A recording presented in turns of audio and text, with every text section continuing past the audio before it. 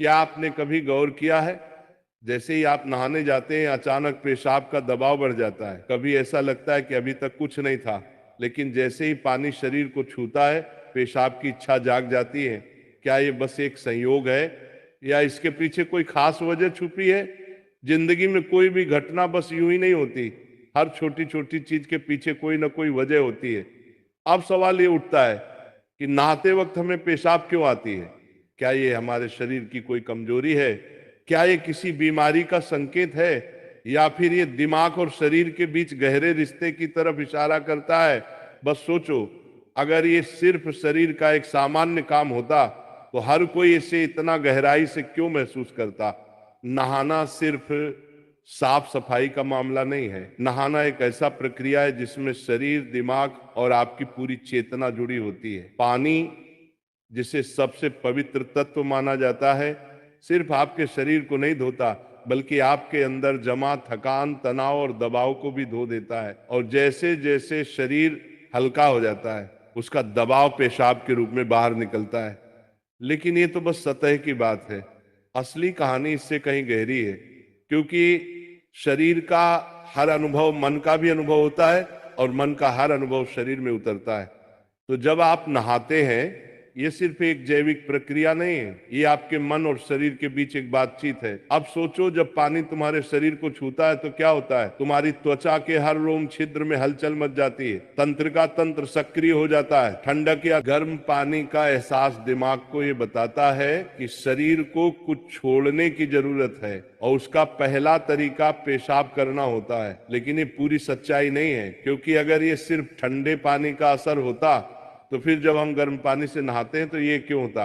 अगर ये सिर्फ मूत्राशय की वजह से होता तो नहाने से पहले ये क्यों नहीं होता, और पानी गिरते ही अचानक क्यों होता है? यही वो राज्य है जो लोगों को हैरान कर देता है। जैसे ही आप नहाना शुरू करते हैं, शरीर आराम की स्थिति में चला जाता है। और जैसे ही शरीर आराम करता है, सबसे पहले वो दबाव को रिलीज कर देता है। ये दबाव कभी पेशाब के रूप में दिखता है, कभी गहरी सांसों में, और कभी थकान के एहसास में। इंसान तब तक दबाव में रहता है जब तक वो खुद को छोड़ना नहीं सीखता। नहाना, पानी में डूबना, ये सब काम इसलिए अच्छे लगते हैं क्योंकि ये आपके अंदर के बोझ को हटा देते हैं। बस याद करो कि कभी गर्मी में जब तुम ठंडे पानी से नहाने बैठते हो तो पहला छींटा ही पूरा शरीर एक झटका महसूस करता है। उस झटके में शरीर कुछ देर के लिए नियंत्रण खो बैठता है, और नियंत्रण खोने से इच्छा पैदा होती है। अब आप सोचेंगे कि क्या ये हर किसी के साथ होता है? हाँ, लगभग हर किसी ने कभी ना कभी इसे महसूस किया होता है। लेकिन फर्क ये है कि कुछ लोग इसे सामान्य समझकर भूल जाते हैं, और कुछ इसके पीछे छुपे राज की तलाश शुरू कर देते हैं। और जो तलाश शुरू करता है वो जिंदगी के असली ज्ञान के करीब पहुंच जाता है। क्योंकि यहाँ एक नाजुक बात छुपी है, पानी और पेशाब दोनों एक ही तत्व से बने होते हैं। जब जब पानी बाहर से शरीर को छूता है तो शरीर के अंदर पानी का तत्व भी प्रतिक्रिया करता है। यही प्रकृति का संतुलन है, ये एक अनुनाद है। शरीर और प्रकृति के बीच रिश्ता आईने जैसा होता है, जो कुछ बाहर होता है वो अंदर भी परिलक्षित होता है। तो जब बाहर का पानी तुम्हारे शरीर से मिलता है तो अंदर का पानी यानी पेशाब भी बाहर आने को बेचैन हो जाता है। लेकिन अब सवाल उठता है, क्या ये सिर्फ पानी और मूत्राशय की बात है, या इसके पीछे कुछ और भी है? क्या ये किसी कमजोरी का संकेत है? क्या ये किसी बीमारी का शुरुआती लक्षण है, या बस मन और शरीर के बीच की एक बातचीत है? यहीं से हमारी यात्रा शुरू होती है, शरीर के विज्ञान से लेकर आध्यात्मिक दृष्टि तक। क्योंकि अगर हम इसे बिना समझे सामान्य कहकर नजरअंदाज कर देंगे तो हम जीवन के एक बहुत बड़े संकेत को खो देंगे। तो चलिए अब इस रहस्य को और गहराई से समझते हैं। हर बार जब तुम कुछ छोड़ते हो, कुछ रिहा करते हो, तो वो तुम्हारे बोझ से आजादी देता है। लेकिन ध्यान रखना, ये सफर आसान नहीं होगा, क्योंकि जो दिखता है वो सच नहीं होता, और जो नहीं दिखता वो गहरा सच होता है। लेकिन सवाल यह है कि ऐसा क्यों होता है कि कुछ लोग इसे ज्यादा महसूस करते हैं और कुछ कम? यहां मनोविज्ञान की भूमिका आती है। मनोविज्ञान कहता है कि हमारा मन और शरीर गहराई से जुड़े होते हैं। जैसे ही मन आराम करता है, शरीर भी रिलीज होना चाहता है। इसे कैथारसिस कहते हैं। सोचो, जब तुम रोते हो तो कैसा महसूस करते हो? पहले तो भारीपन होता है, लेकिन रोने के बाद हल्कापन महसूस होता है। बिल्कुल ऐसा ही होता है, पेशाब आने में भी ऐसा होता है। ये एक तरह की साफ सफाई है, और नहाना भी ऐसी ही एक प्रक्रिया है जो आराम और तरोताजगी दोनों को जगाती है। इंसान लगातार दबावों के नीचे रहता है।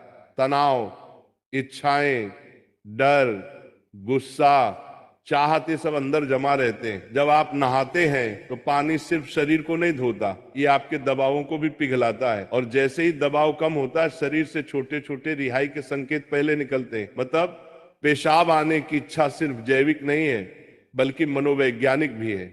ये इस बात की निशानी है कि जैसे ही आप आराम में, शरीर राहत चाहता है।